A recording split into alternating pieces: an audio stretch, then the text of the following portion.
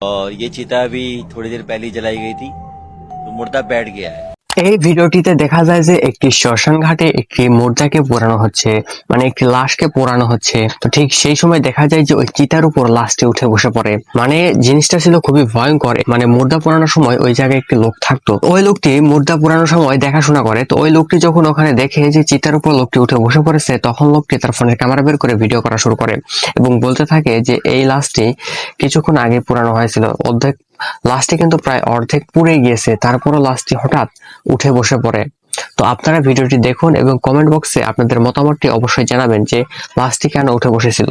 আর যদি আপনি মুসলিম হয়ে থাকেন তাহলে অবশ্যই কমেন্ট বক্সে লিখে যাবেন আলহামদুলিল্লাহ আমি মুসলিম। बैठ गया और बैठ के अपने पैरों की तरफ देख रहा है। देख लो भैया, लाइव है। रात को चिताएं जल रही हैं और ये चिता अभी थोड़ी देर पहले ही जलाई गई थी तो मुर्दा बैठ गया है। और ये आपको मैं इसकी पीठ दिखा देता हूँ। ये देखिए, पीछे से आप देखोगे तो सांप बैठा हुआ है। ये देखिए।